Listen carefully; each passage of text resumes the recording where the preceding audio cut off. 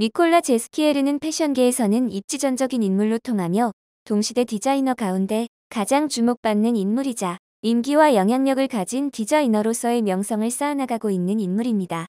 발렌시아가의 크리에이티브 디렉터를 거쳐 루이비통의 수장 자리에 오른 것만 봐도 알 수 있죠.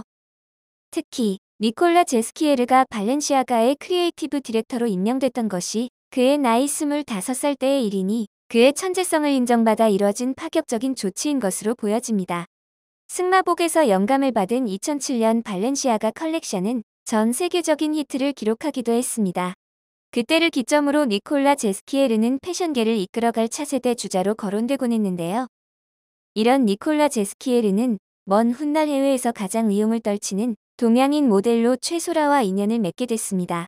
2012년 방영하여 꽤나 화제가 되었던 도전 슈퍼모델 코리아 시즌3에서 우승한 최소라는 본격적으로 주목을 받기 시작했고, 이때 개인적인 갈등들을 에피소드로 활용하는 방송의 특성상 일명 악마의 편집을 당한 최소라는 나쁜 이미지로 인해 프로그램 방영 중 안티팬에게 습격을 받는 사건도 발생하였습니다.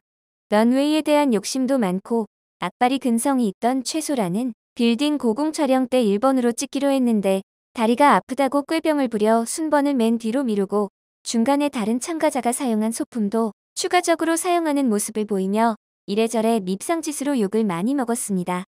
이건 본인도 이때 본인이 별로였다고 인정했죠. 하지만 이런 열정이 있었기 때문일까요? 도전 슈퍼모델 코리아 시즌3에 우승을 하면서 주목을 받기 시작한 최소라는 세계적인 명품 브랜드이자 에르메스, 샤넬과 함께 3대 명품 브랜드로 통하는 루이비통의 뮤즈로 활약하며 2014년엔 루이비통의 크루즈 패션쇼 모델로 해외 활동을 본격적으로 시작하였습니다. 2019년에는 총 89개의 쇼에 오르면서 세계에서 가장 많은 쇼에 선 모델 1위를 차지하였는데요. 2021년 1월부터는 한국인 최초로 인더스트리 아이콘 랭킹에 오르는 기염을 토하였습니다. 인더스트리 아이콘은 오랜 기간 탑 커리어를 유지하며 업계 내에서 호평과 인기를 얻어야만 선정될 수 있었고, 모든 매거진의 커버와 모든 쇼, 캠페인을 장식하고 그 이미지를 예술의 영역으로 끌어올리는 모델에게만 주어지는 칭호이므로 최소라는 세계에서 자신의 가치를 증명해 보인 듯합니다. 하지만 최고 정상에만 있었을 것 같은 최소라도 신인 모델 시절 해외에서의 고난과 역경으로 많은 좌절을 맛봐야 했던 시절이 존재하였는데요. 평소 최소라는 모델 일을 하기 위해 가장 먼저 좋아하는 음식을 포기했다고 말하며 집안 식구들 모두가 대식가라고 말했습니다.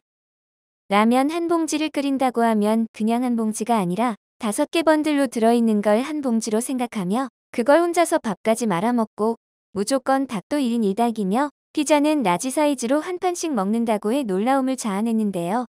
얼마 전 TV엔 난리 났네 난리 났어에서는 떡볶이 온 더 블럭 편으로 꾸며진 가운데 떡볶이 투어에 나선 최소라의 모습이 전파를 타기도 했죠. 이날 최소라는 마른 몸매와 달리 성인 남성인 조세호와 유재석보다 더 많은 양의 떡볶이를 흡입하고 실제로 볶음밥에 누른밥까지 긁어먹는 열정적인 모습에 MC 유재석은 혀를 내두르며 최소라의 클래스를 인정했습니다. 한편 15FW 시즌의 루이비통과 월드와이드 독점 계약을 따낸 최소라는 그토록 좋아했던 음식들을 딱 끊어버리는 사건을 겪게 됩니다. 월드와이드 독점이란 패션위크 시즌 통틀어서 딱 계약한 브랜드의 쇼만 서는 것을 말하는데요. 한국인 최초로 세계 모델들의 꿈의 무대인 루이비통쇼에 설 수 있다는 자체가 영광이었던 만큼 최소라는 마다할 이유가 없었습니다. 하지만 루이비통 측은 쇼 하루 전날 최소라에게 살이 쪘다는 이유로 갑작스럽게 잘라버린 겁니다.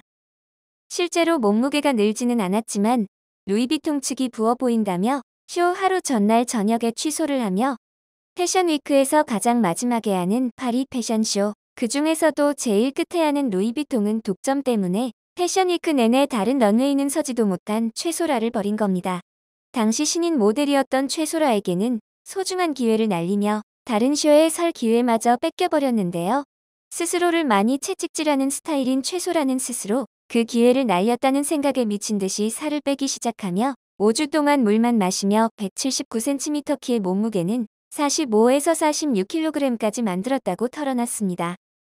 당시 그녀의 속은 걸레짝이 됐는데 사람들은 너무 아름다워, 네 몸은 완벽해라고 반응하여 많은 감정들이 들었다고 말해 안타까움을 자아냈는데요. 하지만 최근 루이비통의 이런 갑작스런 취소가 최소라의 살 때문이 아니라 니콜라 제스키에르의 변덕으로 인한 것이라는 글들이 제기돼 화제가 되고 있습니다. 평소 변덕쟁이로 소문났던 니콜라 제스키에르는 15FW 시즌에 최소라 인생을 송두리째 바꿔버리는 변덕을 부리고 말았던 거죠. 니콜라의 변덕으로 최소라를 제치고 루이비통 쇼의 오프닝을 장식하게 된 주인공은 바로 중국계 호주인 페르난다리인데요. 일본 오타쿠를 생각나게 하는 스타일의 페르난다리는 최소라와 비슷한 시기 데뷔하여 2015에서 16년도 루이비통 캠페인, 메인 모델, 오프닝 모델 등 루이비통 월드와이드 독점 모델로서 파격적인 대우를 받으며 니콜라의 총애를 한 몸에 받았습니다. 당시 니콜라의 최애 아시아계 모델로 페르난다를 메인 센터에 세울 때 최소라는 사이드에 배치했고, 페르난다리는 패션쇼에서 가장 중요한 오프닝 모델로서 루이비통 쇼의 시작을 열었습니다. 페르난다리는 최소라보다 한참 작은 173cm의 작은 키로 하이패션을 소화하기엔 평소 스타일에 많은 문제가 있어 보이는데요. 하지만 니콜라의 페르난다 사랑은 멈추지 않았고 2016년 루이비통 전시인 시리즈사 캠페인에서는 페르난다를 메인 모델로 세우는 것도 모자라 페르난다를 닮은 핑크머리의 게임 캐릭터까지 캠페인 모델로 세우기도 했습니다. 정말 한심한 오타쿠처럼 느껴지는데 당시 패션 팬들의 반응도 매우 좋지 않아 니콜라의 명성도 점점 사그러들 것으로 보였습니다. 한편 2015 시즌을 통째로 날려버린 최소라는 도끼를 품고 다이어트를 감행하며 본인의 모든 스타일까지 바꿔버렸는데요. 해외 모델 데뷔 시즌까지만 해도 평범한 생머리, 밋밋한 전형적인 모델 오프 듀티 룩은 온데간데 없이 머리도 더 층내서 자르고 빡센 고딕, 펑크, 스트릿, 블랙 위주의 사복을 입기 시작했습니다. 그리하여 페르난다와 제스키에르의 영향으로 최소라는 16SS 시즌에 세계 모델계를 휘어잡는 계기가 됐습니다. 평소 179cm에 52kg 정도였던 최소라는 45kg으로 감량한 후 패션위크 열리는 4주 동안 아무것도 섭취하지 않고 물과 차만 마시며 말도 안 되는 다이어트를 하면서 런웨이를 섰는데 작년과 비교해보면 확 달라졌다는 걸 느낄 수 있습니다. 극한의 다이어트로 면역력은 바닥을 치고 하루에 10번씩 쓰러졌지만 아이러니하게도 최소라의 커리어가 정점을 향해 달려가기 시작했다는 게 슬프지만 패션계가 얼마나 마른 모델을 선호하는지 알 수 있는 부분입니다. 이후로도 최소라의 인기는 좀처럼 수그러들지 않았고 슬슬 페르나다리에게 실증이 난 니콜라 제스키에르도 자신의 뮤즈로 최소라를 다시 점찍어 본격적으로 루이비통 걸로 만드는 일을 시작했습니다. 한국인 최초로는 이례적으로 무려 5시즌 연속 루이비통 캠페인을 함께한 최소라는 6번째 루이비통의 독점 계약 연장을 거절했고 다른 곳에서의 도전으로 자신의 능력에 대한 시험을 해보고 싶었다고 하는데요. 결국 멀버리, 돌체앤가바나, 코치 등 세계적인 브랜드의 뮤즈로 활약하며 한국인 모델의 파워를 여실히 보여주고 매 컬렉션 시즌마다 수많은 쇼에 오르며 다음 행보가 더욱 기대되는 모델로 우뚝 서게 되었습니다. 한편 최소라의 각성으로 루이비통을 떠나며 다시 아시아계 모델로 자신의 뮤즈를 찾던 니콜라 제스키에르는 한국 영화 괴물을 접하게 되었는데요. 니콜라 제스키에르의 눈에 띄어서 루이비통의 글로벌 모델로 발탁된 베두나는 그렇게 니콜라의 뮤즈로 불리게 됐습니다. 2016년 루이비통의 글로벌 광고 모델로 발탁돼 지금까지 계속 활동을 하고 있는 베두나는 자신이 니콜라의 뮤즈가 된 이후로 자신이 어떻게 한 것은 없다고 말하였는데요. 이는 니콜라가 처음으로 한국 영화를 접했던 게 괴물이었고 거기서 시종일관 수원시청 트레이닝복만 입고 나오는 자신의 모습이 좋았다라며 그 이유를 설명하였습니다.